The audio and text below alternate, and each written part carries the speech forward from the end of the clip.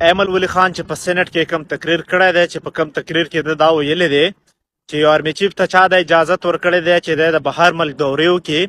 او بیا د پښتونخوا مدنیات راخلي او ډونالډ ټرمپ ته پیش کوي. زه د دغه تقریر حمایت کوم او زه سپورټ کوم او دا امید لرم چې خدای دې وکړي چې دغه سېنیټر ایمل ولی خان همیشه د پښتنو د حق خبره وکړي. ګورئ ښه خبره ښه کار دا موږ د هر چا سپورټ کوو، حمایت یې کوو.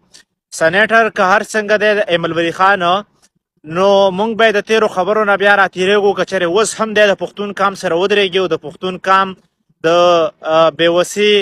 او د پښتون قام د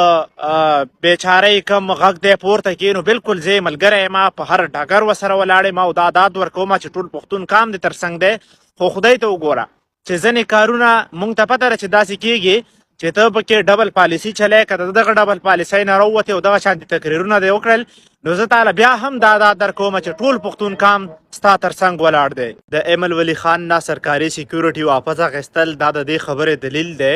چې که ته چېرې خلکو ته د دغه آرمي او د دغه پوج حقیقت ښکاره کول وغواړې نو تا سره به ظلم کېږي، جبر به درسره کېږي.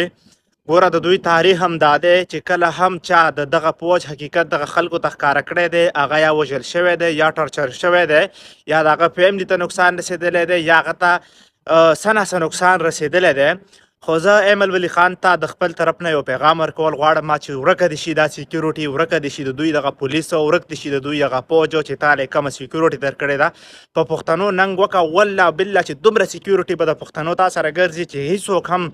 دغه مصنوعي نقصان تاله در نه کړي چې کم دغه انسانان تاله نقصان درکولی شي. خو د پښتنو په سر که همیشه دې داسې ننګ وکړلو همیشه به تا سره دومره سیکیورټي چې دغه سرکاري سیکیورټي پکې لاسه ده دومره مینه به دغه پښتانه درکړي چې په سر به دې وګرځئ.